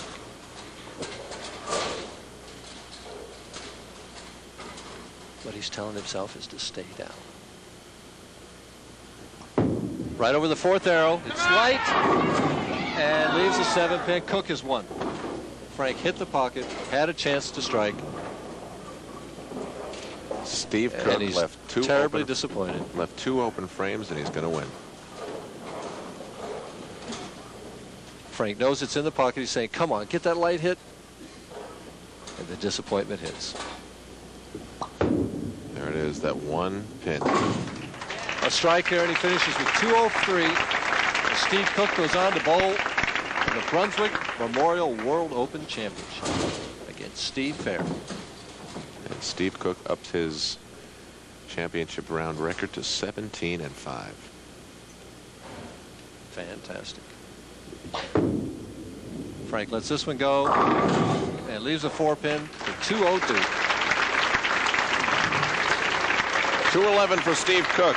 202 for Frank Ellenburg. The championship game, it will be Steve Cook and Steve Fehr. One thing's for certain, one of the Steves is going to win it. And we'll be right back.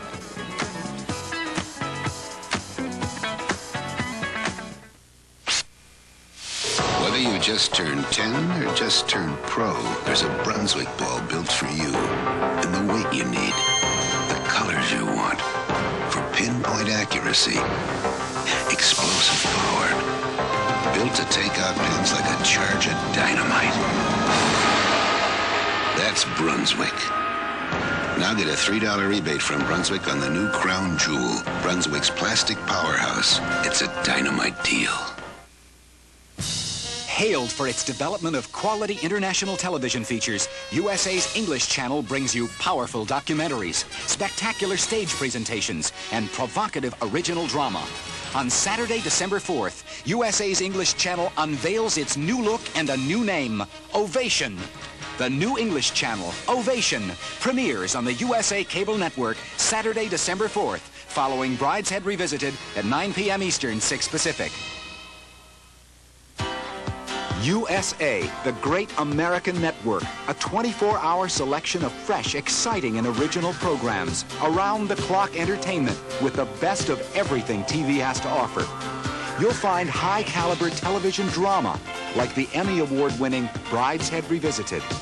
And USA delivers more Major League sports than anyone, including weekly contests from the high-powered NBA, America's only national coverage of the fast-paced NHL, Friday night boxing, Grand Prix tennis, MISL soccer. Plus in-depth information on today's most pressing issues, helpful hints to enrich your life, rock and roll for the discriminating, award-winning children's programs, and USA celebrates the arts with music and performances you'll never forget. Be a part of the Great American Network. Come see what TV can really be on the USA Cable Network. One of these gentlemen will receive a check for $15,000. The other $8,000. It's the championship game of the 1982 Brunswick Memorial World Open. Steve Fehr on the right side will bowl against Steve Cook, who just was a 211-202 winner over Frank Ellenburg. Now, when you talk about hot bowlers, you're certainly talking about this man. Certainly less in size than Steve Cook at only 5'9" and 153 pounds, but having already won his first PBA title back in Indianapolis, he is bowling with a great deal of confidence. And earlier I had a chance to talk with Steve Fehr of Cincinnati, Ohio. Steve Fehr has become a very familiar face on USA. Tonight he's making his 4th appearance in the TV finals. And Steve, I missed a few tournaments, but since I last saw you, you had your greatest success in Indianapolis. Sure did, Alan. It was a great thrill. Winning against Earl, or even winning against anybody, is a big thing when you're winning for the first time. So it was a big step for me. Now that it's off your back, can you look back and describe what the pressure was like to win, finally? Well, there's just a great amount of pressure on you because you're thinking of the Firestone, you're thinking of your first win, you're thinking, you know, until you win that first tournament, you can't look forward to a second win, and that's why it's so important. What a great year it's been for you, Steve. You've had so many great successes, even though you had to wait to Indianapolis for your first PBA title. This is the 4th time you've been on USA, so that means a lot of great bowling for you in 1982. Can you sum up your feelings about the year so far? Well, it's definitely been a great year for me. I've got everything coming together at one time here towards the end of the season, and I think it's been a big help. I made a little change with my ball movement from the beginning of my approach, and ever since then, it's been things been falling right into place. And here he is getting ready. Mike, what are you thinking in the championship game? The thoughts have to be completely different than in the other games, only because here you finally made it. And you have one player, Steve Cook, who's bowled 2 games getting here, and you have Steve Fehr, who's only been sitting, waiting, watching, and tossing an occasional warm-up ball. Well, it's just you're coming into the match, and what you're concentrating on is to try and do your best for that one game to make the 12, hopefully 12 best shots that you can make in that one game. And if the pins fall down, then you win, and if they don't, then you probably won't win. So now that is a very strong statement, one of the strongest I've heard you make. Well, I was going to tell him out here that I was really going out on a limb this time and predict that somebody named Steve was going to win this tournament, but you stole that one from me.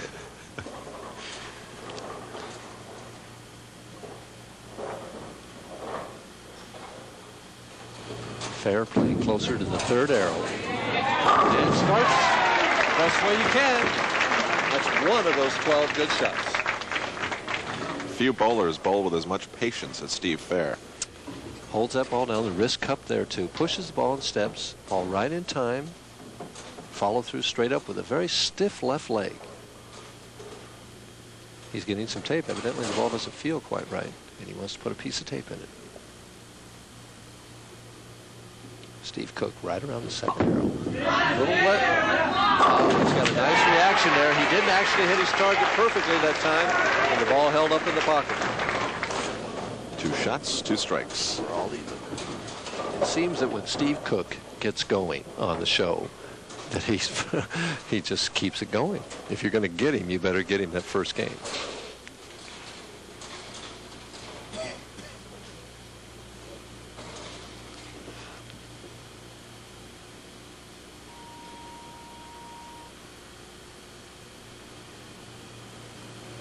Cook can take a quick 10-pin lead here with a double.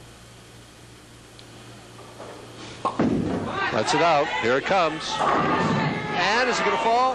6-pin stands. And Steve Fehr sitting in the back, getting his ball ready, fiddling with his shoes, not paying any attention, like he could care less.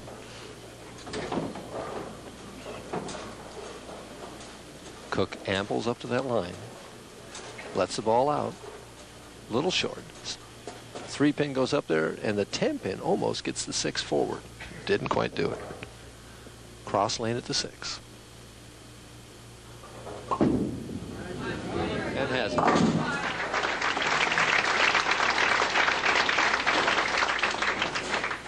Interesting that all the bowlers today have chosen to finish on lane 22. They all seem to like lane 22 better than lane 21. There's Nancy Fehr, nervously watching, anticipating their 2nd child. And hopefully anticipating a 2nd win for Steve Fehr. Right over the 3rd arrow. It's in the pocket and opens the can. That's interesting. That ball didn't quite finish and yet got the strike. If it had finished a little more, he probably would have left the 10-pin. Takes a quick 10-pin lead, and that's 2 of those 12 good shots that he wants to make. 10 more to go. Steve has had 10 300 games in his career. A PBA member for just 1 year. His average this week, 220.5. I'm sorry, 224.3. There's that unusual grip with the index finger in as a conventional and the middle 2 fingers as a fingertip. Said he did that to take the pressure off of his index finger. He was getting a lot of pressure on his index finger as he leaves the 2-8. Has a difficult spare here. When he started doing that a number of years ago, it took the pressure off of his index finger, and he started bowling better. He said he did that way back when he went from the junior leagues into the adult leagues.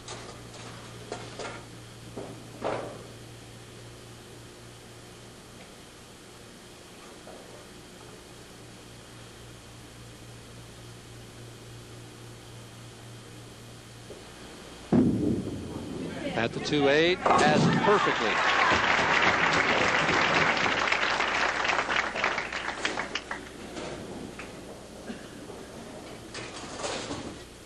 Cook was behind the whole match the last game until the 10th frame, so being behind is nothing new to him.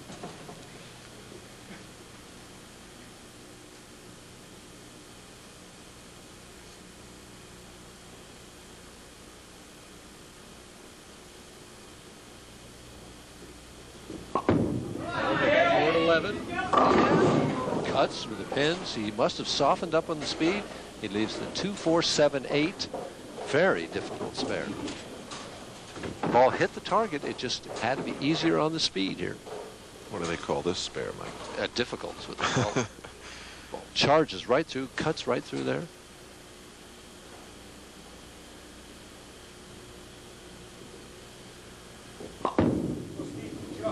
And perfect, great shot.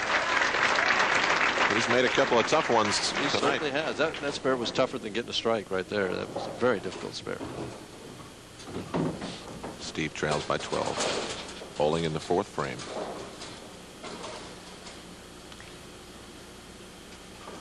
There's Steve Fehr watching, looking on, blowing on his hand, not paying any attention to Mr. Cook.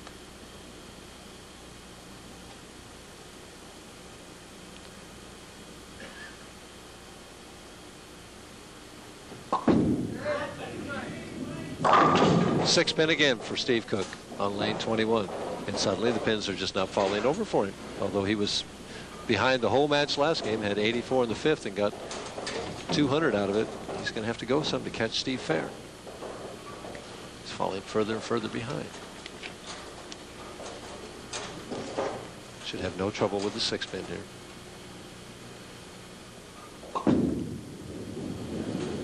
Has it.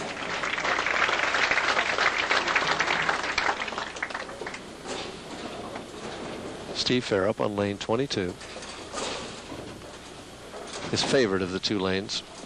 Lane finishes a little bit better.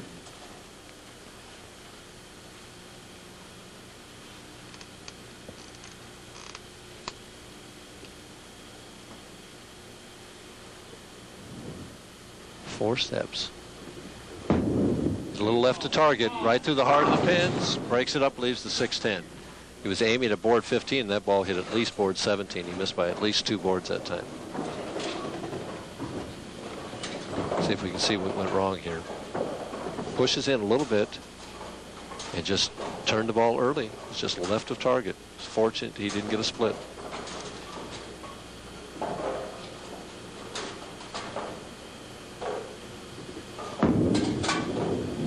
And has the 610 barely.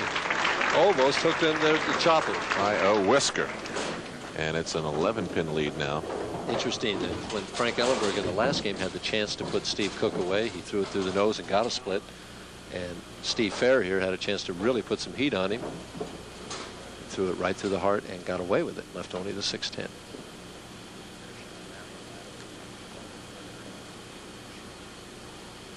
There's the greatest woman bowler of all time, Marion Landwig. 9 times voted Women Bowler of the Year. This tournament dedicated to her.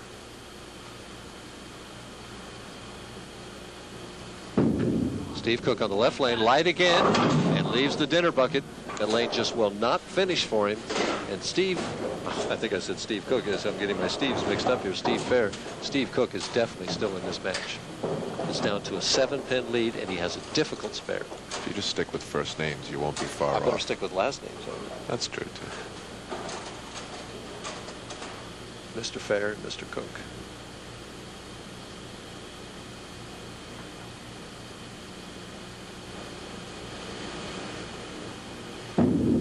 Cross lane at the dinner bucket and has a nice conversion.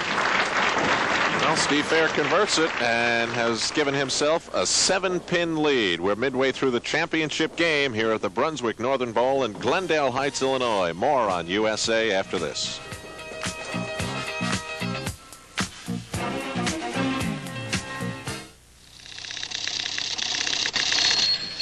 You know, for my money, every pair of slacks ought to be this comfortable. These are Levi's Action slacks. I own 4 pair now, and I'm convinced they may be the most comfortable slacks a man can wear. First, they have a hidden stretch waistband. It's a great invention. Second, the fabric gives for even more comfort. And now Levi's Action slacks are stay pressed. A washable permanent press that really stays pressed. You try them.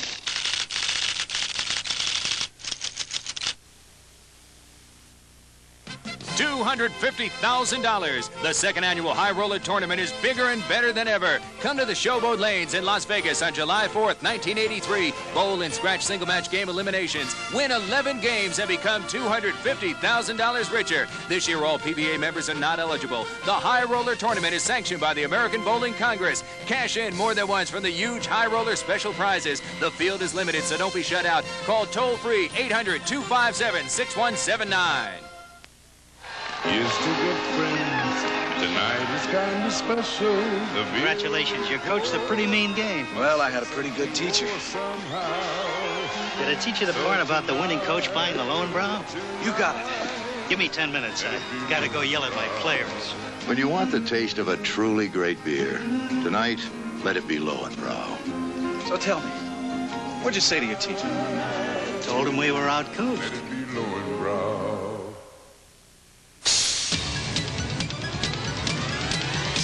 Tough Chevy trucks are taking charge. America's hottest-selling new size pickup, Chevy S10, is now available in 2 new models, S10 Maxi Cab and S10 Blazer. Taking charge with the Instatrack 4-wheel drive system. Shift from freewheeling 2-wheel drive to 4-wheel drive high and back at any speed. Try that with Datsun or Toyota. Chevy S10. There's never been a lineup of trucks like it before. Tough Chevy trucks are taking charge. Continuing with the PBA on USA, a quick reminder of the winner of the Chevrolet USA Point List Award. Wayne Webb will receive the use of an S10 truck for 1 year. Chevrolet S10. There's never been a truck like it before. And on to Steve Cook, trailing by 7 pins. And as you mentioned before, Mike, trailing is not a problem for him. Doesn't seem to be. And while we were away, Steve Fehr took his ball and very meticulously cut 3 pieces of tape, put one in each finger hole, split another one, and put the portion of that in the thumb hole, and then carved the thumb hole out just a little bit.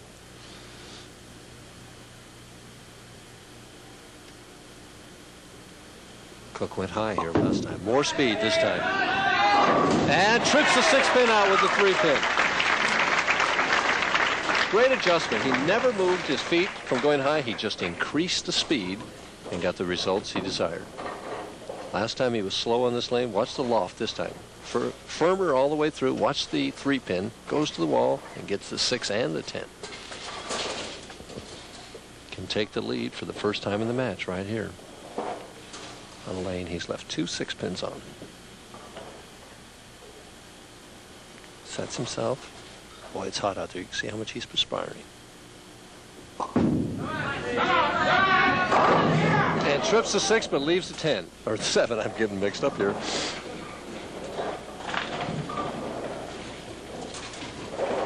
Again, it just looked like his speed was just a hair soft on that particular shot, and the ball ran just a little bit high for him.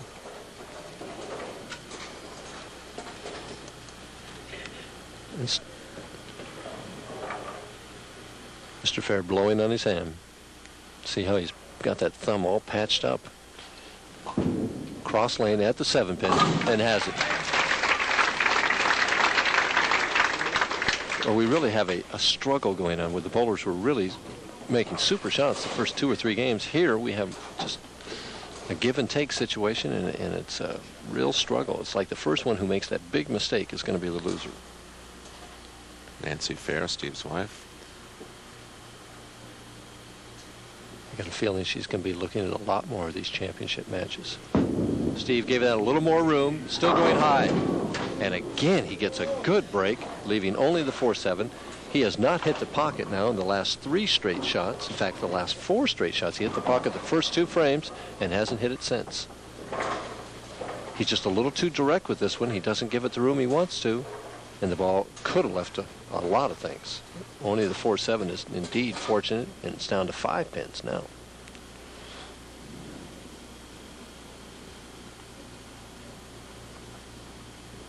Cross lane at the 4-7. Has the spare. And goes to the left lane here now that he can't get up on. He's going high on the right lane and light on the left lane. But you remember, he didn't bowl that well. Well, you weren't there, but he didn't bowl that well to beat Earl Anthony to win his first title. He bowled 184 and won the title. Earl bowled 183. He bowled well, and I don't mean to take anything away from his performance. It was a very tough lane condition for both of them. But he didn't shoot a big score, and he still won. Steve Cook now trailing by 5 pins. Looking away, probably looking over at the monitor. I think you're right. A little more direct and solid in the pocket. Didn't give it not enough room or any room. Well, left lane holds. After 4 straight out of the pocket, Fehr finally gets back in. Steve's carry percentage is 100% in this game. That was left of the third arrow, and the ball just holds all the way into the pocket. Steve Cook working on a spare, heading for the 7th frame, trailing by 5 pins.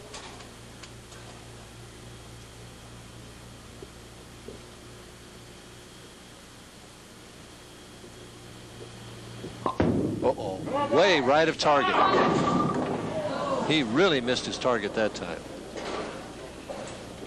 And leaves the 6, 7, 10. It's just a poor shot. He didn't make the shot the way he wanted to make it. He's concentrating on the target, and he's just short. He knows it's high, hoping it'll hold, and it doesn't. What are you gonna do? That's about what he's saying. He made this once. He's got to give it another shot. And just goes by it. Doesn't make it this time. 120 in the 7th frame. He's now trailing by 20 pins. And if Steve Cook is going to bail this one out, he really is have to perform some magic.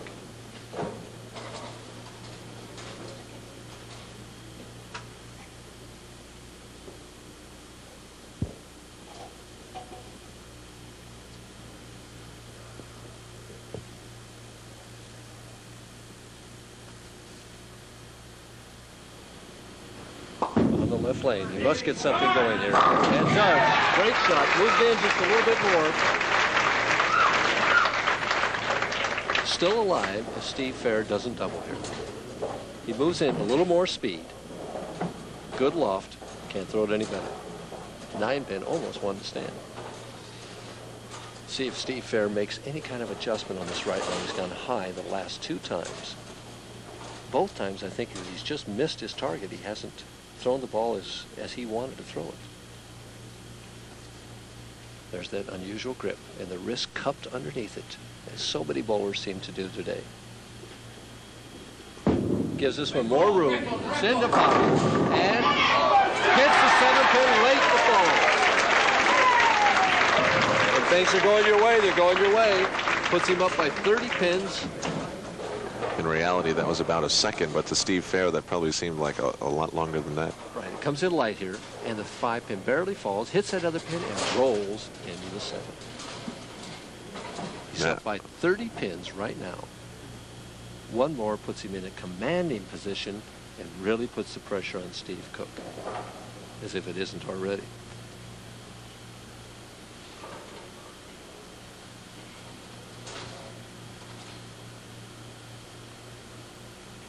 This lane's tighter.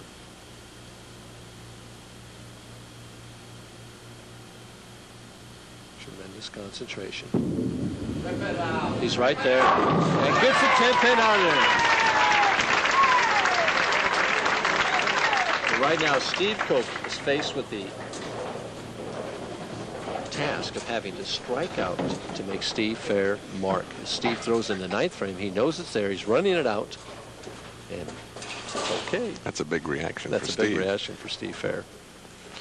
Steve Cook has got to strike here to have any chance at all. He knows it. Moved in more on that lane. That's the shot he's been moving in all along. He was playing out around the 2nd arrow, and now he's in closer to the 3rd arrow. Evidently that lane is breaking down or hooking more as the match went on. And he wants a re-rack on the left lane. Steve Cook is still potential 210 if he would strike all the way out. Steve Fehr is going at an even 220 pace. If Steve Cook would strike all the way out, he would force Steve Fehr to mark to win the Brunswick Memorial World Open. Steve just looks like he could care less right at this point. Not paying much attention, but he's watching. He's watching Cook. Here's Cook, and is it right there? Woo. I'll tell you what, he's something even in defeat if he gets defeated. He may not be defeated yet. He's got 2 more chances. He knows he has to have this one to have any chance. And it's there. Is it going to carry? Yeah. Don't get too excited about that because he has to have one more. And he wants another re-rack. Harry Golden, tournament director, back out. Takes a look at it. Evidently he's agreeing with him because he's giving it to him.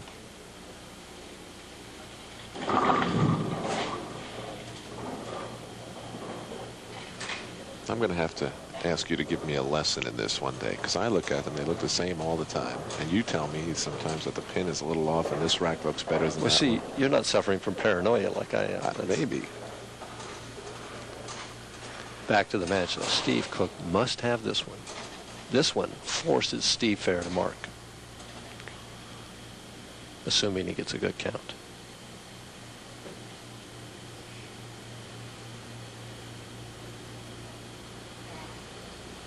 Maybe kind of moaned in the back. He's a little high, and all Steve Fehr has to do is show up for that 10th frame. He got soft with that shot, Alan. He just eased up on the speed. The ball went over the target. It's just the speed was a little soft. He's going to finish with 196. And Steve Fehr just needs to keep the ball on the lane, and he's going to win his second PBA title.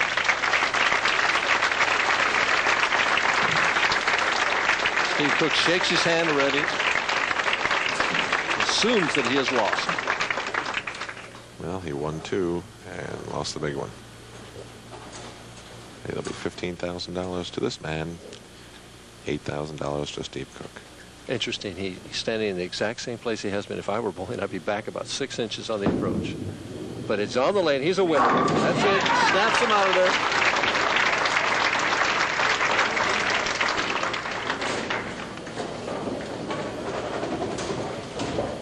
That's enough. He's won the match already. He has 200 if he doesn't throw another ball.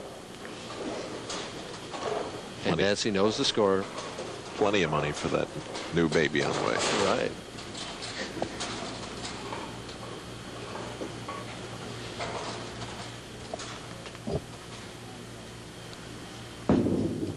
There's the ball he's been looking for. Blows up 5 into the 7.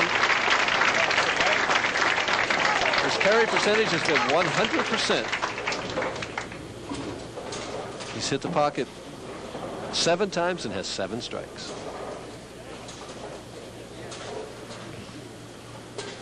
There's Steve. He knows the score, and he's going to be back bowling for that title many, many more times again. Right over the third arm. Perfect shot. Most relaxed shot he's thrown all week. 240 for Steve Fehr.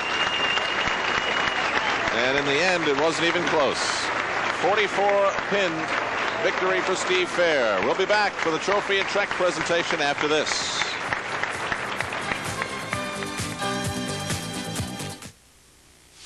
Whether you just turned 10 or just turned pro, there's a Brunswick ball built for you in the weight you need, the colors you want, for pinpoint accuracy, explosive power, built to take out pins like a charge of dynamite.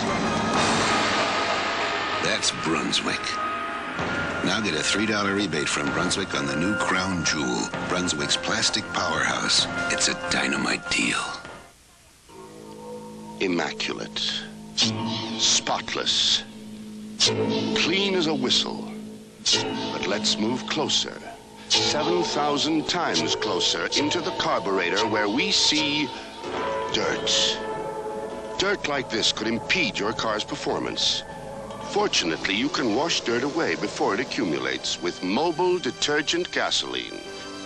It treats dirt like dirt. A burning rivalry that's been stoked by off-season defections explodes this Sunday on a special edition of USA's MISL Indoor Soccer. The sizzling St. Louis Steamers head into an emotionally charged Kemper Arena to do battle with their arch foe, the fiery Kansas City Comets. Get in step with a very special edition of MISL Indoor Soccer, St. Louis and Kansas City, live at 8:30 p.m. Eastern on the USA Cable Network. Our coverage will not be seen in the St. Louis and Wichita areas. These Bruins are ready to start scratching and clawing in hopes of a national championship. This Friday on the premiere of USA's College Basketball 83. Pac-10 power UCLA roars into Salt Lake City, taking on the inexperienced but dangerous Cougars from Brigham Young. Soar with the premiere of USA's College Basketball 83. UCLA and Brigham Young, live at 9:30 p.m. Eastern, 6:30 p.m. Pacific on USA, November 26th. A couple of weeks ago, Steve Fehr won his first PBA title in Indianapolis, and now he has two. Congratulations, Steve. Thank you very much, Al. It's a great moment in my life, and you know, it's just a dream come true. I would like to thank everybody at Brunswick. They've been great for us for many years, and everyone here at Brunswick Northern's been great all week, and thank you. Here to present the trophy is Mr. Jim Buick, the president of the Brunswick Recreation Centers Division. Mr. Buick. Steve, it was a great game, a very substantial score. We have a substantial-sized trophy here, and if you're strong enough to hang on to it, I'll be happy to give it to you. It's almost as big as you are, Steve. And now Mr. Aaron Deskins, the president of the Brunswick Division, with something a little bit lighter, but definitely very heavy. Steve, it's my pleasure to present to you on behalf of Brunswick the check for the first prize of the Brunswick Memorial World Open and $15,000. Congratulations to you. And along with this check, to the winner goes a scholarship for $1,000 in your name for the college of your choice. Very good. Thank you very much. For Marion Ladewig, who this tournament was dedicated to, Nancy Fehr, Mike Durbin, I'm Al Troutwig. Thank everybody here, and thank you for watching on the USA Network. We'll see you next time. Good night, everybody. The Brunswick Memorial World Open on USA has been brought to you in part by Chevrolet. Chevrolet is USA 1, and USA 1 is taking charge. By light beer from Miller, everything you've always wanted in a beer, and less. By mobile detergent gasoline, it treats dirt like dirt. And by Levi's Menswear, makers of Levi's Action Slacks.